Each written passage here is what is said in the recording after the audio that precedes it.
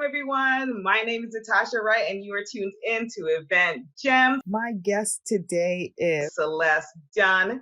Celeste is an event strategist, serial entrepreneur, and the owner of the Gray Management Firm and 1744 Intuitive Culinary.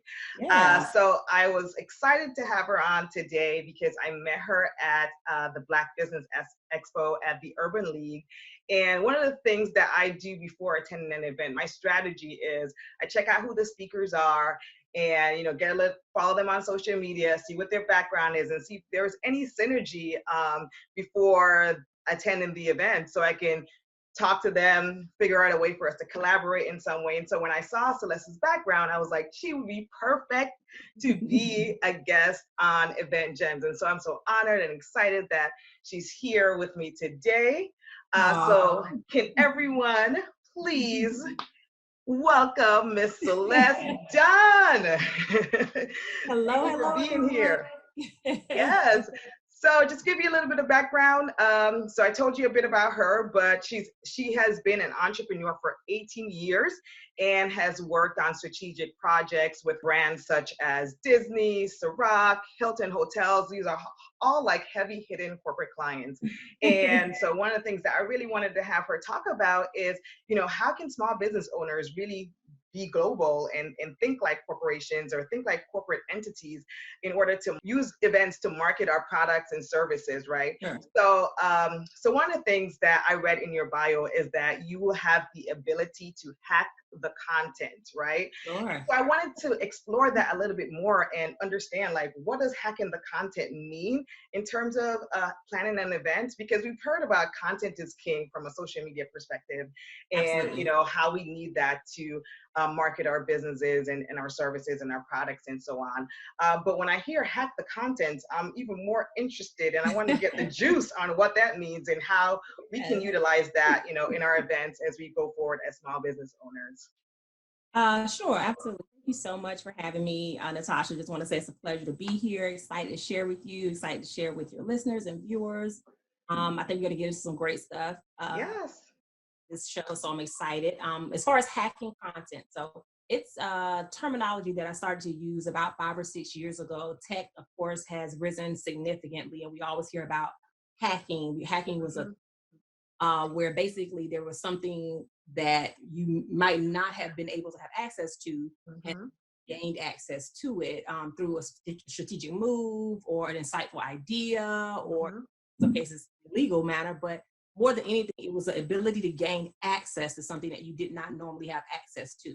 So about content, especially in the age of social media, produce content in large quantities. But that doesn't mean that all the content, whether it's social media or at an event content, it doesn't mean that it all lands where it's supposed to land.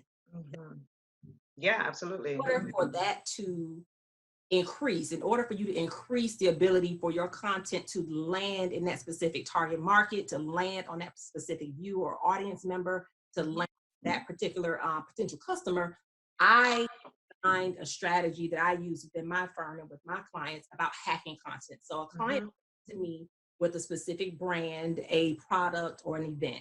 They'll tell me exactly what they want to do. And then my job then is to dig in, to kind of find a way to take what they're bringing to me and specifically craft it, hack it, so that it lands where it needs to land with that viewer, with that attendee, with that potential customer. Does that make sense? So it's not raw content and pushing it on an audience. And I think with events, because events are, it's a buzzword and a lot of people do, they push raw content to people without being strategically hacked into the content to make sure that it lands and resonates with that audience, with that target market, or with that potential customer. So for me, it's a signature for my event process when working with clients. It's a signature within my company. And it's something that my clients come to me for because they come in raw material. It's kind of where the name The Gray comes from.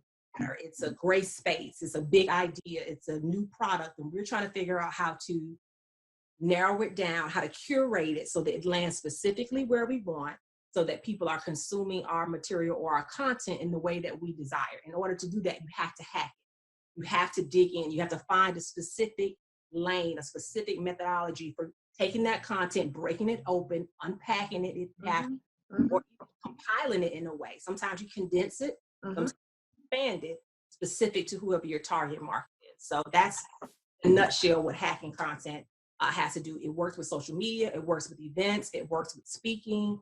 You can layer that pretty much on any type of content you're trying to express or trying to put out, but it is key, specifically with events, because again, a lot of people have great ideas, you have great momentum, great motivation, even a great product, but you push it out in a way that is very large, and not large in an expansive way, but large more in bulk, and people digest in small portions. That's going to create those sales you want. That's going to create that relationship you want when I can digest a piece of it and make it mine. So that you have to take that content, hack it down, if you will, get inside it, find a specific way to intuitively introduce something unique in that content to your viewer or to your audience.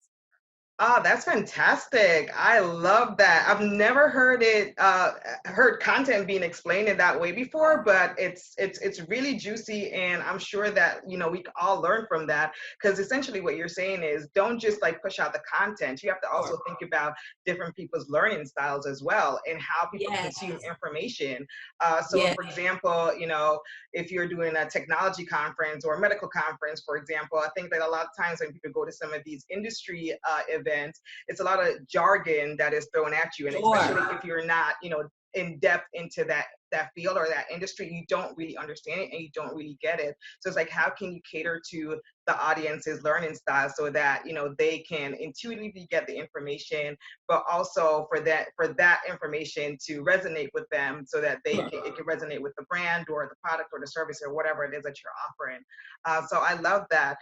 So I wanted to just unpack a little bit. You said land, right? Land with the audience, or land with the attendees. Can you talk about that a little bit more, and what does that mean in terms of the content or the information that people are sharing at events, and how can we maximize how that content lands on them? Absolutely. So when I think about landing, again, I use it all the time. So I think about an airplane. Again, when an airplane is preparing to either ascend or descend, there's a specific amount of procedures that pilots and even flight attendants that go through procedure to make sure, it's called landing procedure, to make sure that landing is not only safe, but it was expedited, it was done in the proper way. Messaging and branding, very similar analogy. Okay. A lot of people have product, events, or even messaging, but there's no landing procedure. Procedure for how to get that product, service, idea, movement in a position that it landed with that audience member or with that potential client. So when I say that, I mean, it's a situation when you land in an airplane, you feel what? Secure. Properly, you feel safe. You definitely have a sense of excitement, because you're glad that it happened the way it was supposed to happen.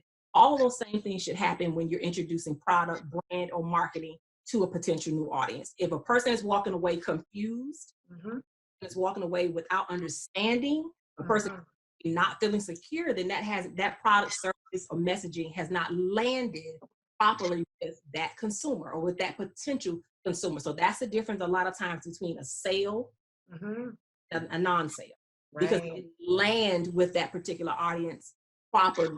Well, you see it with marketing and branding and messaging. I use another analogy or example with like the Super Bowl. Oh, people pay millions of dollars for those commercial spots. All brands, alcohol to sports paraphernalia to food, everything, But of all the commercials that happen during the Super Bowl, there are typically maybe 3, maybe 4 that land perfectly with the audience. Absolutely. Talking about them the next day. It's not great.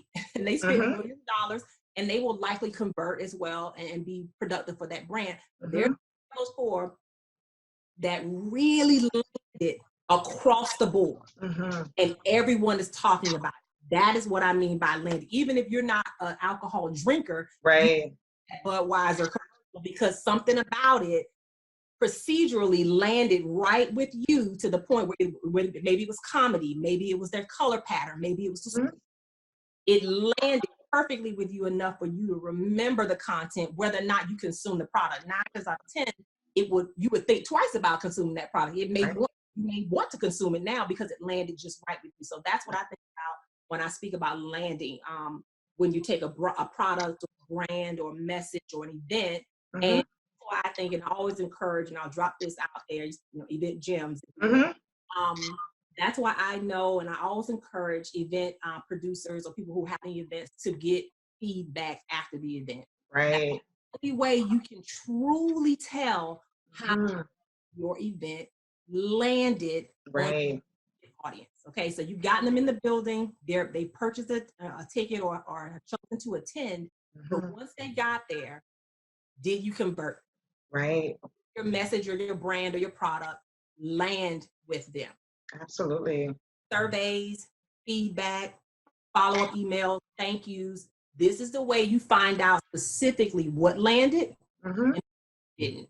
What you will do again, and maybe some opportunities for improvement. So landing is very specific to the methodology, process of getting that brand, that message, that event style to your specific audience. Yeah, absolutely. And I love that you shared about surveys because me and my partner, we do a style and beauty expo every year. And that's one of the things that we feel like is critical to our growth and really understanding what our attendees really need. And we pivoted throughout the years based on the feedback that we've received. And, sometimes it's not even about content. It could be about, what the location or the time of the event. Right, exactly. Like the line, how long it took for them to get into the space. Lighting, audio visual. Like I love the product, I love the speaker lineup, but it was hear it in this space. So people, seeing some of the presentation, like we know this is a product we love to consume, but I went to the presentation because of AV. So, and things where when you're an event producer, next time I need to. And I do this with my staff. We make sure, again, I tell other event producers that I work with or I mentor, when you're in a space, you need to stand in at least minimum. We do more in my company, but a minimum. Put yourself in at least 5 spaces, your primary event space. Look at your presentation. Could you repeat that one more time? You said for how long? So, if you're an event producer, you're leading an event, you're staging an event, you're producing an event, or your team need to position yourself in at least minimum. Now, with my company, we do more, but a minimum of 5 different positions in the room. Position may be sit on the front row and look from your left and from your left to your right. Sit on the back row, scan from your left to your right. Balcony and scan from your left to your right. Go behind stage, scan from your left to the right. Get in 5 different positions throughout the room. Right. That is the way you will be able to, in some way, experience what your consumers will be experiencing and pick up and correct prior to them getting there issues before. Try the sound from those positions. Try the AV from those positions. Try the PowerPoints, the visuals, the videos from that position. Look around and see whether or not, this table is so close to the kitchen. Every time that kitchen door swings open, it's going to distract these 10 people from what's happening on my stage. So I think I would move this table from being so close to the kitchen door where servers are coming in now. All kind of been somewhere. Yes. And you're like, no, this is not a pleasant experience for me at all. It was not pleasant. And it did not mean, again, it did not mean that the content was bad. Right. But it distracts from it, certainly. It distracts. So your landing now is very bumpy because you're trying to get that message, but it's bumpy because the waiter and the kitchen door and the trays and the plates and jangling. Okay. So you as a producer should catch that.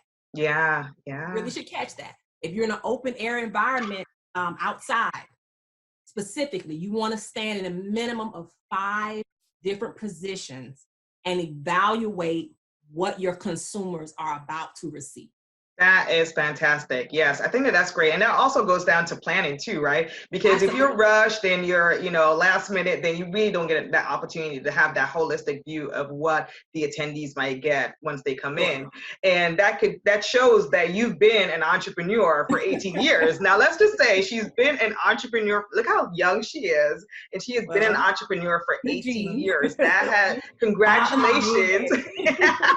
Good genes. Congratulations. It's an amazing accomplishment. And I know that the Gray Management Firm is actually your second business. So Yeah. talk to us about what your previous business was Sure. and how did you know when to pivot and why did you pivot? Because I think a lot of times, especially for the listeners and the viewers out there, you might be a new entrepreneur or you might be in year 4 or 5. And so, even to think about 18 years later, that might be just as an arduous task for you to even think about because you're wondering, am I going to make it, right? But you could see from her journey that she has pivoted. She started a new company and she's still thriving and being successful. So can you talk to us about what your previous business was and when and why and when did you decide that it was time for you to pivot? Sure. So I started, and I always throw this caveat in there. I actually started my first business when I was like 9 years old. So I've Wow. Okay. So been you an are, entrepreneur. yeah, I all used your to, I life, say pretty 18, much. I say, right. I say 18 years adult entrepreneurship. I'll say that Okay. way. Gotcha. Be a kidpreneur, and I encourage parents to support their children Mm-hmm. that are entrepreneurs. I just want to throw that out there. If your children are entrepreneurial, please support them. Again, Mm-hmm. my parents were entrepreneurs, and they supported me as a child entrepreneur. So that was a foundation for me to start my first adult business, if that makes Mm-hmm. Mm-hmm. my junior year in college. Mm-hmm. So in starting that business, it was the foundation of that business, or the bulk of that business, was event planning. I was very involved in campus activities, very active. Mm-hmm. Ended up starting an event planning company at that time. So that is Mm-hmm. when the first business started. It was called the Celestial Design Firm. I love that name. Near and dear, yeah, very near and Yeah, dear. My so namesake, beautiful. right? Yeah. Very near and dear to my heart, and taught me so many lessons. Not only just starting it, but growing it. So this is pre-Instagram, Mm-hmm. really the expansion of Facebook. This even Right. goes to MySpace. I don't want to, tell too much. We've all been there. Right. So If you're in your 30s, you know about MySpace. okay, come on. Right. So it's pre-modern, more modern social media. A Uh-huh. lot of building that business was hitting the ground face to face. Right. Was a lot of relationship building. And at that time I was young, but Mm-hmm. in my mind, I had been an entrepreneur since I was 9. So Mm-hmm.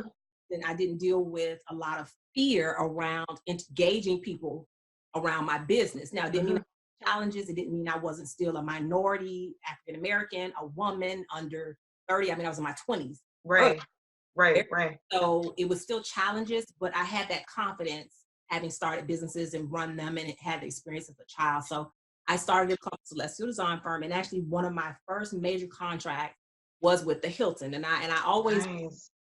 not to, because they took a risk by contracting with me. Now I'm in a city where they had Right.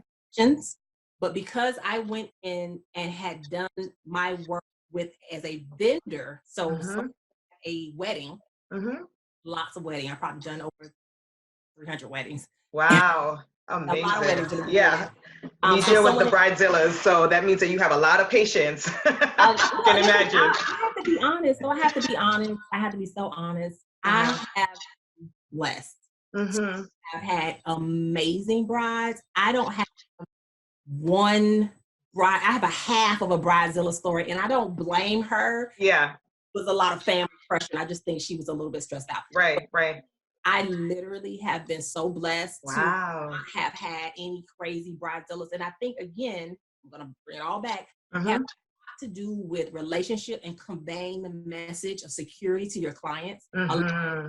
Of course, yes, some of it is personality, but some of it is just anxiety. Right. They're Exactly. confident in what their provider or partner is doing. Right. Right. So if they push into areas where they should be relaxed. Right. Right. I Got always you. go That in makes sense. talking with other planners, and that's with when you're working with corporate clients. Mm-hmm. You have to be able to convey with assurance, with confidence, with intellect, with data, they can feel confident in what you're going to produce. So right.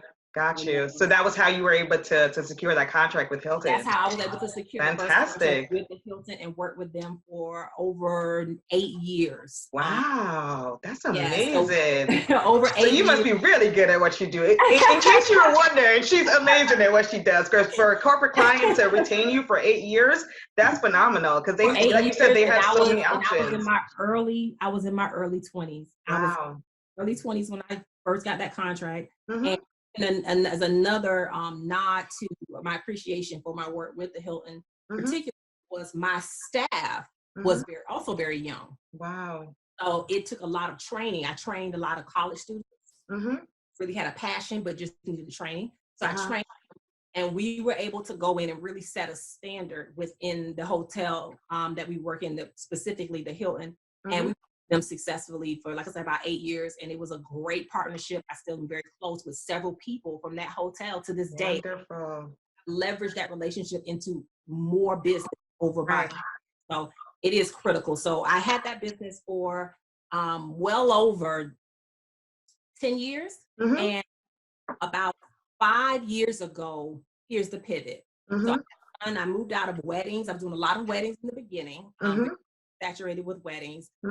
Again, even through the exposure with more clients through the Hilton and some other clients, got more into corporate planning. So corporate, working more with brands versus individuals. Really enjoyed that process. It was different from weddings, and I started to transition. So the first transition went from being more so into personal planning, so that's individual parties, those types of things, to corporate planning. Just transition there. Once I got probably 75% corporate, 25% personal. That is when I built a book of clientele out of that, enjoyed that time. And then about 5 years ago, I began to want to pivot again, because in working with corporate clients, I started to learn more and more that even though they hired me to do an event, a lot of their marketing, the marketing were so closely webbed together that it was pulling me into marketing and branding very, very strong. That makes sense. Yeah, so absolutely. My clients were not just asking me to produce design for events or do logistics for events, but I'm now hand in hand with their marketing director or with their brand manager to create a whole message through an event. That makes sense? Yeah, absolutely. So matter of fact, I was just going to say, I read a statistic that said like 50% of companies allocate about 20% of their budget to events, like just their marketing budgets to events. So that's interesting that you bring that up. And that's something that small business owners can also think about as well when they approach their events, for sure. It's huge. It's a huge thing. And when you get at that level and when you get into those conversations, this is have to understand why that landing, why that communication piece is so important. Say it was pretty, and lights and the linens were right, or the DJ. Did the messaging land with the audience? That is what large companies want to know. Did the messaging land with the audience to convert? As an event producer, not event planner, that makes sense. Yeah, absolutely. As an event producer, you have to strategically know how to do that. So about 5 years ago, I started doing much more of the producing of events from that standpoint. And that is when the Celestial design firm actually pivoted and became the Gray. Nice. So I could have separated them and had a specific just event company and then did more like the marketing and branding production. For me, it felt more natural to just integrate. Many clients who did events who now have grown and now they want to get more into production. They want to start bringing that messaging through event production more so than just I had an event. They want to say, I produce a series, how can I produce a tour? So that's more of a production element. And so therefore the Gray was birthed out of that. So the Gray was essentially in a smaller form or as an infant form, the Celestial design firm, but that was 10 plus years of a lot of experience with brands, with growing staff, with the business side, so that when I transitioned into the Gray, which brings in that marketing and branding component, and I tell people all the time, are just face of the brand. Right. Oh, that's good. Events are just it's the makeup, it's the Right. the beard, whatever Right. analogy. Yes. It's just the face of the brand. Right. And people put the face on. Okay, so this is why Yeah. people events are not successful, because Right. they put the face on and they don't have the content or the business foundation to support the event. So essentially, it's almost like you're saying the soul of the event is not there. Yeah. And I see that a lot of times with events, they put it on, and I feel like sometimes it's more so, especially in the South Florida markets, a lot of times it's just about like, okay, well, how can I make money from this? And I think that, you know, what you're talking about is how can you strategically approach events as a marketing strategy for your business? Because these are some of the things that corporate clients or larger brands are actually doing. And that's something that as small business owners, we can also, you know, incorporate or implement within our strategy. So then let's talk about, you know, those two worlds, right? Sure. So for a lot of small business owners, they don't have the huge budget, you know, that a large corporation or a larger brand would have, right? So how can they still convey the message or have the content land in the same way, or provide that same type of experiential content or experience for their client in the same way that you're talking about that you do with corporate clients? How can they convey their message or their brand or sell their products and services through an event in that same way without having a huge budget? Sure. 2 words: personal touch. Okay, nice. Personal touch. Okay. So what large have is money. Right. Have the revenue to produce things that will stimulate you in an event setting, whether that's the Megatrons, the lights, the sound, the catering that's, you know, overflowing, and we love those things. A lot of those things, right? They help that messaging to land, and they help with your event experience. Large, okay, very large.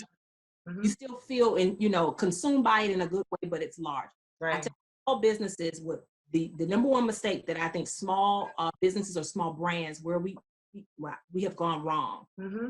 You try to create experiential without the funding. Can you say that one more time? They try to create these experiential. So they try to create this experience at the event that they financially support, so it's not full. It feels that emptiness that you're talking about. Got you. And strategically, the better strategy is to condense what you have in a way that it feels personal. Because you have an advantage that the bigger brands may not have. I work with a lot of big brands, and they're trying to figure out how do we create a personal touch. Yeah. You already have that. Right, exactly. Leverage what you have. And so they try to get so big, and I want to have it in this space, and I want to people get there, and it's like they're running pillar to post. It's not really as organized as it should be. You're so connected to it. Right. Brought it down to a size that was more manageable. Right. Personal touches. If you're the owner, welcome people at the door versus standing on the stage and the mic. See, that personal touch, people will remember. Look at what the audience is. If your audience population is geared toward a certain age, make that music specifically speaks to them. Right. That a larger event, they know they're going to have 4,000 people. They have to play, you know, 70s, 80s, oldies. Right. Because there's so many people. As a small event owner, you may be targeting millennials. Make sure your music speaks to them. Make sure and your color scheme speaks to them. So there's flexibility you have as a small business owner, but for certain personal touch, find ways without that. Personal touch does not take a large budget. Now, some people think touch means I have to do individual cupcakes for each person or individual, you know, bags for each person. Which is more labor intensive that a lot of small businesses aren't even able to do. It's more expensive. I'm not saying don't do those things. And you do them well, but the way that you create that relationship and start the conversation even internally with someone that's engaging with your event is personal. Create space for personal touch. Like I said, as a business owner, greet them at the door. If you have 50, 75, 100 people, make time for yourself in your schedule. Greet people at the door. Even if you're only able to greet 50 of the 75 or 70. Right. Shake their hand, tell them you're happy to be there. If you're having a luncheon, I love to tell my business owners, my leaders, my founders, yes, we want you to address the people from the stage or from the diocese, from the pulpit, not pulpit, but the stage. Yeah. But while people are having the meal, move around in the room. Oh, that's so good. Don't just talk to the VIP. Right. Don't just talk to your sponsors. Go around to the people who are going to be your product. Touch bases with a couple tables. Make sure you check and say, how was your meal? I'm so happy here. I'm so glad that you're with us. Send that follow-up in the end of the email with your personal signature as the owner, as the host. These things are sometimes overlooked with the larger events, but it's an opportunity for you as a small business. And that's good. Coming back to your brand to say, I went there, it felt like sisterhood. I went there, it felt like brotherhood. I went there, it felt like a community I want to keep in contact with. I want to consume that product. Absolutely. And I even when you said, you could walk around and talk to attendees, as they're eating, I thought about like even new restaurants or small business, small mom and pop restaurants, right? Yeah. A lot of times like the owners will come out and they'll say, how was your meal? Hi, I'm the owner. Nice to meet you. Was everything great? Is there anything that, any feedback that you provide? And I always find that to be such an encouraging way for me to, yes, the food might have been good, but that extra added, hospitality makes me want to go back, because like you said, it's that personal touch and you feel more connected, not only to the restaurant and the delicious food or not, but you feel more connected to the owner and invested in their success as well. So you want to go back, Right. So I think that's a great point that you brought up. So you shared some amazing, wonderful information. Thank you so much for that. So we're going to wrap it up. I feel like we could talk, for maybe like another 30 minutes and you would just keep dropping gems, right? Let's go. Yeah, like you are a wealth of information. I am so happy that we got a chance to connect and that you to be on Event Gems with me today. So just let people know how they could follow you, how they could stay connected with you online. So the company is The Grey, and it's Grey, because I know you can't spell Grey with an A. But mine is Grey. So the Grey Management .com, greatmanagementfirm.com. And also I'm on Instagram. It's at Celest, CELEST in the city.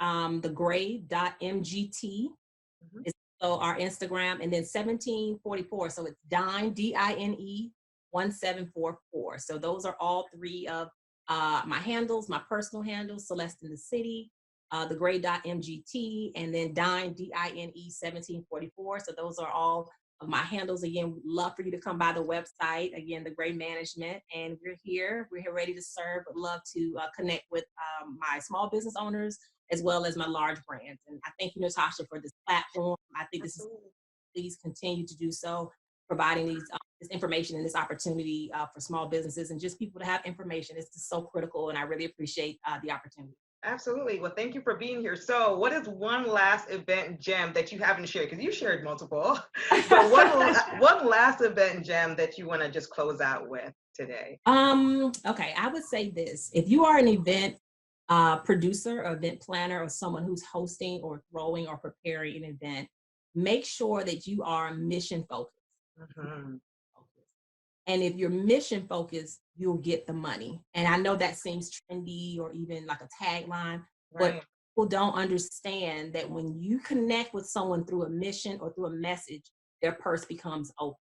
Ooh. So are seeing where the money is not flowing, then that means that the mission or the message is not being conveyed. It's not landing. We're back at landing. It's not the way that it is. So if you're doing event production, event planning, you just have a small event, it's a little tea, or it's a 300-person reception, make sure that you're mission and message focused. How am I conveying that? And after that, I'm sure the money's going to flow right in. Awesome. Awesome. Thank you so much, Celeste, for being here. Thank you all for listening. Please feel free to connect with me at the Diamond Butterfly. Event Gems is everywhere on your podcast platforms. And thank you so much, Celeste. Have a great day. Bye, everyone. Good night, everybody.